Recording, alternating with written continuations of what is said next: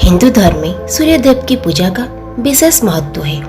ज्योतिष शास्त्र में सूर्यदेव को ग्रहों का राजा माना गया है। वेदों पुराणों के मुताबिक सूर्यदेव की आराधना से कुंडली के सभी दोष दूर होते हैं। वहीं सभी देवताओं में सूर्य ही एक ऐसे देवता है जिनके साक्षात प्रत्यक्ष रूप से दर्शन होते हैं। इसके साथ ही सूर्य देवता की रोशनी से ही जीवन संभव है।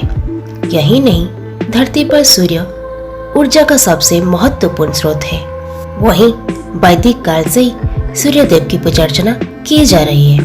वहीं कुछ बड़े राजाओं ने भी सूर्यदेव की आराधना की और कष्ट दूर होने एवं मनोकामनाएं पूर्ण होने पर सूर्यदेव के प्रति अपनी अटूट आस्था प्रदर्शित करने के लिए कई सूर्य मंदिरों का निर्माण भी करवाया। वहीं उन्हीं में से एक है कोणार्क का सूर्य मंदिर, जो कि अपनी भव्यता और अद्भुत बनावट के कारण पूरे देश में प्रसिद्ध है और देश के सबसे प्राचीनतम ऐतिहासिक धरोहरों में से एक है। तो आइए जानते हैं सूर्य भगवान को समर्पित कोणार्क सूर्य मंदिर का इतिहास, वास्तुकला और इससे जुड़े कुछ रोचक और महत्वपूर्ण बातों के बारे में। भारत का सबसे प्राचीन और प्रसिद्ध सूर्य मंदिर उड़ीसा राज्य में पुरी जिले में स्थित है। सूर्य भगवान को समर्पित ये कोणार्क मंदिर उड़ीसा के पूर्वी तट पर बना हुआ है, जो कि अपनी भव्यता और अद्भुत बनावट की वजह से मशहूर है। ये मंदिर एक बेहद विशाल रथ के आकार में बना हुआ है, इसीलिए इसे भगवान का रथ मंदिर के नाम से भी जाना जाता है। कोणार्क शब्द कोण और अर्क से मिलकर बना है, जहाँ कोण का अर्थ कोना एवं अर्क का अर्थ सूर्य से है, अर्थात सूर्य का कोना, जिसे कोणार्क कहा जाता है। इसी तर्ज पर इस मंदिर को कोणार्क का सूर्य मंदिर के नाम से जाना जाता है। अपनी अद्भुत खूबसूरती की वजह से कोणार्क सूर्य मंदिर को भारत के 7 आश्चर्यों में शामिल किया गया है। इस प्राचीन सूर्य मंदिर का निर्माण 1250 ईस्वी में पूर्वी गंग राजवंश के प्रसिद्ध सम्राट नरसिम्हा देव ने करवाया था। कोणार्क सूर्य मंदिर को गंग राजवंश के प्रसिद्ध शासक राजा नरसिम्हा देव ने 1243 से 1255 ईस्वी के बीच करीब 1200 मजदूरों की सहायता से बनवाया था। आपको बता दें कि इस विशाल मंदिर की नक्काशी करने और इसे सुंदर रूप देने में करीब 12 साल का लंबा समय लग गया था। हालांकि इस मंदिर के निर्माण के पीछे कई पौराणिक और धार्मिक कथाएं भी जुड़ी हुई है। सूर्य भगवान को समर्पित कोणार्क सूर्य मंदिर अपनी अनूठी कलाकृति और भव्यता की वजह से यूनेस्को की वर्ल्ड हेरिटेज साइट में भी शामिल किया गया है। इतिहासकारों के मुताबिक अफगान शासक मोहम्मद कुरी के शासनकाल में 13वीं शताब्दी में जब मुस्लिम शासकों ने भारत के उत्तरी पूर्वी राज्य एवं बंगाल के प्रांतों समेत कई राज्यों में जीत हासिल की थी, तब उस समय तक कोई भी शासक इन ताकतवर मुस्लिम शासकों से मुकाबला करने के लिए आगे नहीं आया। तब हिंदू शासन नष्ट होने की कगार पर पहुंच गया और ऐसी उम्मीद की जाने लगी कि उड़ीसा में भी हिंदू साम्राज्य खत्म हो जाएगा। वहीं इस स्थिति को भांपते हुए गंग राजवंश के शासक नरसिम्हा देव ने मुस्लिम शासकों से लड़ने का साहस भरा और उन्हें सबक सिखाने के लिए अपनी चतुर नीति से मुस्लिम शासकों के खिलाफ आक्रमण कर दिया। वहीं उस दौरान दिल्ली के तल पर सुल्तान इल्तुतमिश बैठा हुआ था, जिसकी मौत के बाद नासिरुद्दीन मोहम्मद को उत्तराधिकारी बनाया गया था और तुगन खान को बंगाल का राज्यपाल नियुक्त किया गया। इसके बाद 1243 ईस्वी में नरसिम्हा देव प्रथम और तुगन खान के बीच काफी बड़ी लड़ाई हुई।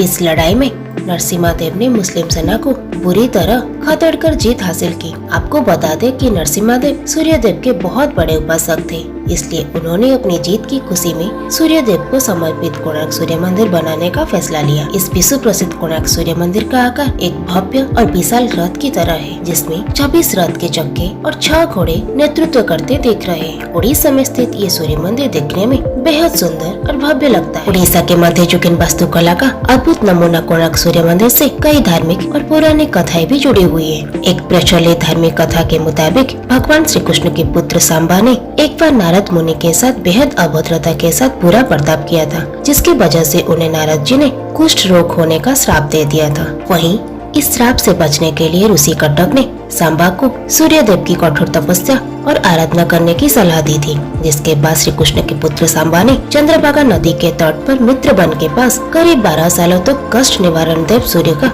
कठोर तप किया था। वहीं इसके बाद एक दिन जब सांबा चंद्रभागा नदी में स्नान कर रहे थे, तभी उन्हें पानी में भगवान सूर्यदेव की एक मूर्ति मिली।